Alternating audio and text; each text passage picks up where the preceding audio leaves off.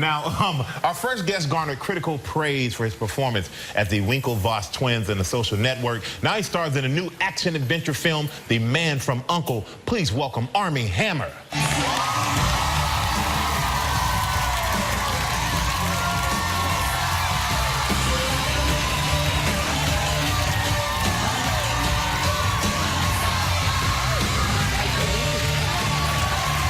What's up, big man? How are you?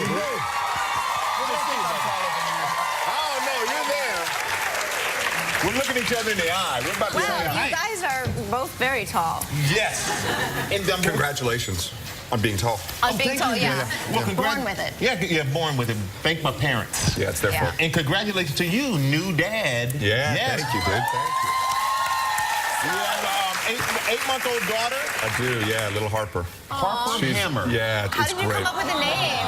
You know, it's, thank you. Look at that, it's a beautiful baby. It's, my wife loves Harper Lee, and we also just like the alliteration of Harper Hammer. It sounds like a very feminine yet strong name. Sounds like she could be like a benevolent dictator or something.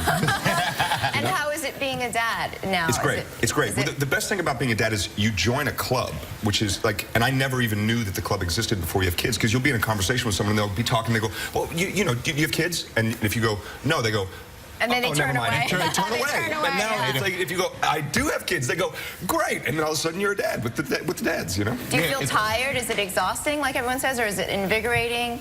Every moment that you lose a sleep, you end up gaining something else. Like you see the smile for the first time, you see the whatever, and it's like, it's worth it. Yeah, it's good. No, you know what? Y'all are sucking all this. This is an easy class. But you know, something that I heard that you love to do, and something you did cross country, which I could not believe. I've heard about cross country driving in a car, but you took a Vespa across country. I did. What was that like? I call it the best stupid idea I've ever had. It was great, but it was awful at the same time. It was basically 21 days on a little tiny, not even that Vespa, one smaller than that. Really? Oh Yeah. My God. And how many guys did you go with? How many people did you go with? There was 8 riders on Vespas. Yeah, and we basically started in LA and rode them all the way across the country to the bottom of the Florida Keys without touching interstates at all. That's crazy. So just taking little small roads, just going to like no chain establishments. You could only take what you could strap to your Vespa. You couldn't pay for lodging, which meant we were finding places to sleep outside. So you just had sleeping bags and things like that? Yeah, sleeping bags, tents, you know, I mean, and you did that just for fun? Yeah. Yeah. Okay. I thought it would be more fun. It ended up being really hard, but and did you have any problems on the road? Did you have any, like, did anyone ever pull you guys over? No, you know, actually, that's not true. The minute we got into Texas, literally the minute we pulled into Texas. Don't mess with Texas. No way. Basically, the minute we got into Texas, they were like, what are you guys doing on Vespas? I was going to say, obviously, you weren't speeding on a Vespa. I don't think we could break the speed limit. I mean, I don't think we could break the speed of smell on those things, especially with, like, all the straps-on stuff we had on them. There were times we'd be in New Mexico or Arizona, like, up in the high plains, going full throttle, going 20 miles an hour. Oh, my God. You know, and it's just like, the wind is barely someone's going to hit us. You know what that reminds me of? The first Dumb and Dumber movie. I wish I could tell you that it wasn't like that. It was just like that. Now, you come from a family of famous entrepreneurs, but what made you interested in not being necessarily in the family business, but becoming an actor? You know, I just always wanted to do it. I loved movies. You know, movies were always an escape for me. It was always my most enjoyable pastime, was watching movies, watching film. And you started watching when you were really young? Yeah, I did. And then I had a dream when I was 12 years old that I was in a movie. And I woke up and I was like, that's great. Like, that seems like the best job in the world. And I mean, was your family really supportive? Yeah. Yes. Well, at first they did what I would think, you know, when you're 12, what I would like, probably sure, do. honey. Yeah, they were like, okay, you want to be an actor. Good job, good job. You know. But I never grew out of it, so. And you and your wife Elizabeth, you own. I remember you talked about this last time. She owns a bakery. We do, yeah. Yeah, and it's all her family's recipes. Yeah. It's Bird Bakery. It's in San Antonio, and it's. Oh, there you go. There you go. Yeah. Texas. Yeah. All right. So it's great. You know, it's doing really well, and we're going to be expanding soon and all that. Will you come to New York, maybe? Eventually. You guys lower your real estate prices a little bit? I know. We'll work on it. We'll give some people a call. Well, my son's in school in San Antonio. I'm sending him by. Please. He's going to do the official taste test for the Strahan family. Have him report back. See how he likes it. And we got to take a quick break, man. When we come back, we're going to find out how Armie mastered the Russian accent for his new film, The Man from U.N.C.L.E. Your accent's really good in this movie. We'll be right back with Armie Hammer.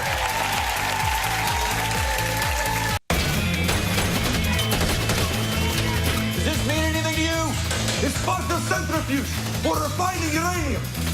I am not staying here. Where are you gonna go? Swimming.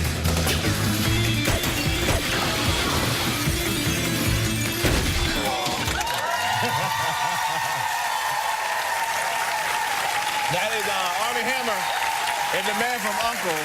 And you play a Russian spy in this movie. Now, and it's the original, it's a popular TV series from the 60s. Yep. So did you know about this series before you got this job? Not at all. Not at all. I wasn't here in the 60s. I kind of missed the whole thing, which really sucks because it seemed like a fun time. No, I didn't. I had no idea. I just basically got a call, said Guy Ritchie's doing a new movie, and I said, I want to be in it. Wow. I want to be in a Guy Ritchie movie. And how did you learn the accent? It was so good. I mean, that's not easy to pull off. YouTube really Oh, was. really? Yeah. YouTube. Really? Did you not have a coach or something? We did on set, but beforehand, like all my prep, I basically just went to YouTube and typed Russian and then searched every video I could find and listened to people speaking Russian, listened to Russian speaking English, and sort of picked the vowels and consonants that were sort of ubiquitous. Was there one particular, like, group of Russians who spoke Yeah, I mean, there's like, so many stood out different to you? accents, so many right? different- I mean, so many different accents, and also it's sort of like it's just like America in the sense that people in the 50s spoke a certain way that we don't talk like anymore. You know, we say things like LOL or haha. They didn't do that in the 50s. You know. Hee hee. Yeah. So there was an older guy. His name was Boris. Go figure. Okay. And I found his videos online, and I was like, I want to sound like that guy. Oh, it's because you could be from, you know, New York. You could have a really strong accent. You'd be talking like this, and talking like that, and then suddenly Boris has got, you know, some kind of a crazy accent from another place in Russia. Yeah, and the weirdest thing is when you're sitting in your car and you find yourself talking to yourself as a different person with an accent. You're like, I should probably just drive to the hospital. This is not good. And you filmed this in all different places in the world? We did, yeah. We were in London, we were in Rome, we were in Naples, we went to Viterbo. I mean, just the Amalfi Coast. That's incredible. And how long did it shoot for? 4 months. Wow. Right. Yeah, it must have been great delightful. food, though. All those places must have great food. Yeah, well, especially like when you're in Naples, like a town that's on the water. When we have lunch, you know, Guy, and all that sort of charm and wit that he has in his movies, he applies to his personal life flawlessly. Really? It's amazing. So like when you have lunch, it's a white tablecloth lunch, and like a little old fisherman just comes walking up with like a bunch of fish, and he goes, we'll take that one, and that one, and he'll go, okay, and then go cook the fish and come and bring like fresh fish back, and it's like, can this be a 3-hour lunch? Like, this is great. And it was just like that the whole time. And he seems like that kind of guy, and there's so much style that he always brings to his movies, right? And you have that in your movie, the era and the clothing and the. How did you feel about that? I mean, it must have been cool to sort of immerse yourself in that. Yeah, it was great. I mean, there's just such a texture to it. You know, it's like when you look at the 60s, it just seems interesting. Like it's beautiful. And there you are. Yeah, that's one of it. That's incredible. But here's the thing. So it's the 60s, and Henry Cavill is also in the movie. You might know him as Superman. Come on, let's be honest. But he gets to wear like a new suit every day. Oh yeah. And he, I mean, is looking flossy, just like the nicest suits you've ever seen in life. I wore that stupid turtleneck 90% of the movie. Like, I was like, I'm never wearing another turtleneck again, ever. Yeah. And but you know, there's crazy stunts in this film. And Henry was here yesterday, and he was telling us like the truck flooding scene, all these things they really had to do. They weighted you down, and you did a lot of your own stunts in this movie? I mean, as many as they were like, yeah, he probably won't die if he does this. That's okay. Check his insurance. Yeah, exactly. Because he talked about how he had to pull you from underwater, and your foot was stuck in a cinder block, and someone thought it would be a good idea in a 60-foot deep swimming pool to tie my foot to a cinder block. Oh my God. It was like a mob execution or something like that. But yeah, one of the times, the first time actually, the cinder block wouldn't come off my foot. So as Henry grabs me and tries to swim me to the surface, he gets a little bit, and he's like, nope, not gonna make it. Have a good one, Armie, and just lets me go. And he goes right up to the surface, and I feel myself going back down, and I go, oh, this is not good. This is not good at all. And you know, before anything happened, a diver came over and gave me air and all that. That's incredible. That's scary, yeah. I mean, but it's very hard to come up to the surface and be like, dude. Yeah. I was like, thanks, bro. Appreciate it. And then keep going. You've got like 60 more days to shoot. Yeah, totally. I was like, how do I get him back for this? Well, you know, the movie is great. I had a chance to see it last week. Definitely worth the price of admission. And it is The Man from U.N.C.L.E. It opens in theaters and IMAX on Friday. Make sure you go check it out. Armie Hammer, everybody.